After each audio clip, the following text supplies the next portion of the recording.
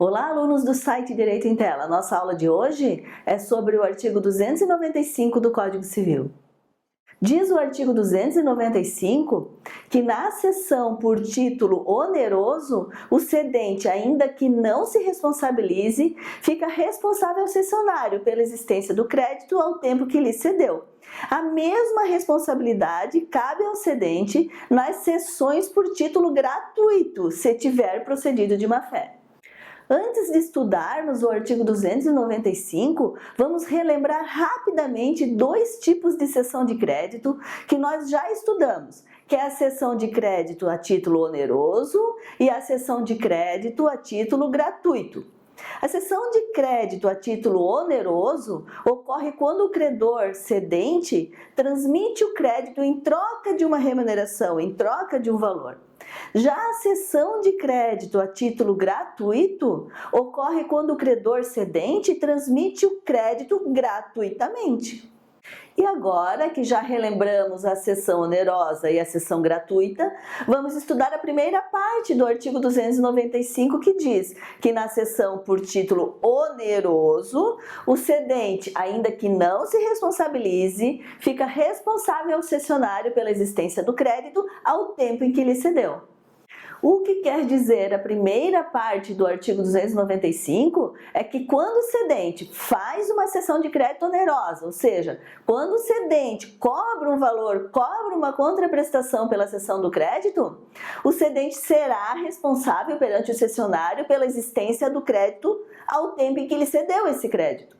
Isso significa que no momento em que foi realizada a cessão do crédito, o crédito realmente tem de existir, pois se o crédito não existir, o cedente estaria enriquecendo ilicitamente, já que cobrou do cessionário um valor para ceder um crédito e esse crédito não existia. Observe que no caso da cessão onerosa, o cedente será responsável pela existência do crédito ao tempo em que realizou a cessão, independentemente de ter agido de boa ou de má fé.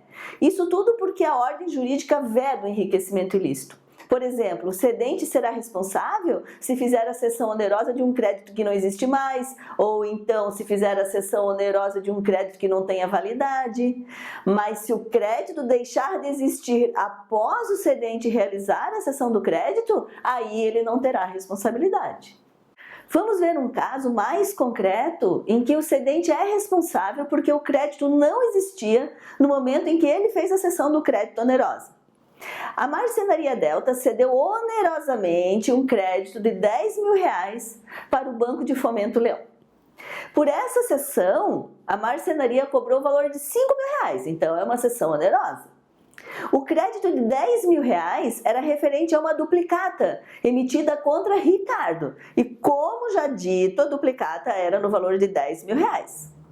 Ocorre que quando o Banco Fomento Leão ajuizou uma ação para cobrar o valor de Ricardo, Ricardo provou que a Marcenaria Delta não havia entregue as mercadorias e assim Ricardo havia cancelado a compra. Ricardo provou que cancelou a compra antes de a Marcenaria Delta ter cedido crédito para o Banco Leão. Ou seja, quando a Marcenaria Delta cedeu o crédito para o Banco Leão, o crédito de R$10.000 que constava na duplicata não existia.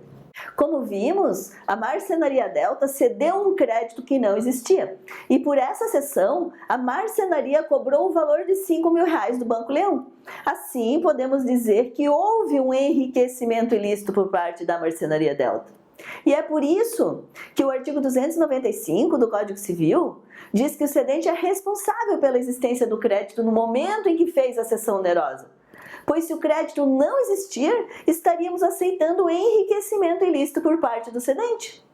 No nosso exemplo, como o crédito cedido onerosamente não existia, o Banco Leão poderá cobrar da Marcenaria Delta os prejuízos que sofreu.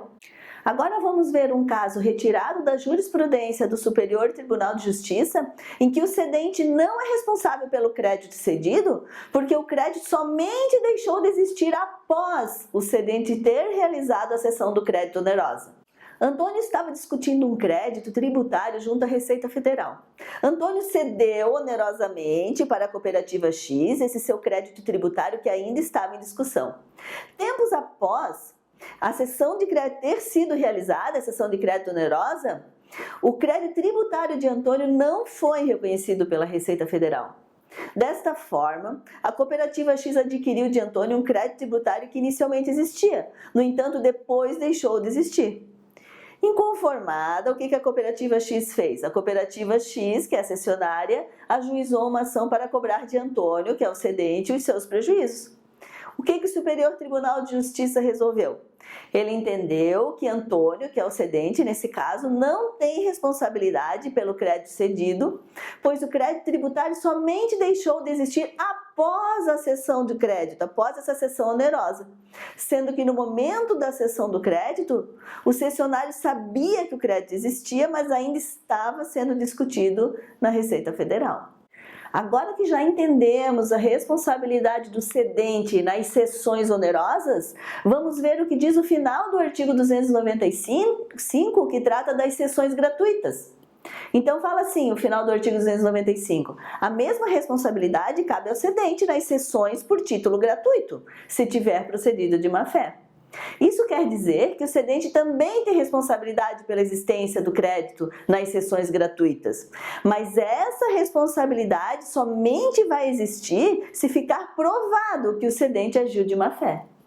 Por que existe essa diferença de responsabilidade do cedente na cessão onerosa em relação à cessão gratuita, já que na cessão onerosa o cedente é responsável tanto se agiu de boa-fé ou se agiu de má-fé, enquanto na cessão gratuita ele é responsável somente se agiu de má-fé? Essa diferença existe porque na cessão gratuita, como o cedente não recebeu nenhum valor pela cessão do crédito, não podemos falar em enriquecimento ilícito do cedente. No entanto, a lei, nesse caso, quer punir a má-fé, como, por exemplo, ceder gratuitamente um crédito que sabidamente não existia, ceder gratuitamente o crédito de um título falsificado ou um título furtado. Vamos ver um exemplo de cessão gratuita onde o cedente procedeu de má-fé. A Loja Paraná cedeu gratuitamente um crédito de R$10.000 para a Malharia Princesa, referente a uma duplicata que havia sido emitida contra a Ana. A Malharia Princesa ajuizou uma ação para cobrar o valor de Ana. Ana alegou em sua defesa que foi vítima de várias fraudes em seu nome e que a Loja Paraná sabia que a duplicata de R$10.000 era falsa. E como sabia? Porque Ana já tinha notificado a Loja Paraná de que a duplicata era falsa.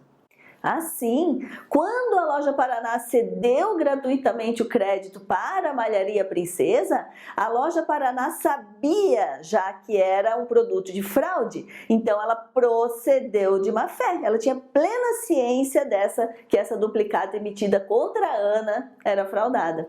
Assim, devemos observar o que diz o final do artigo 295. A mesma responsabilidade cabe ao cedente nas cessões por título gratuito se tiver procedido de má-fé.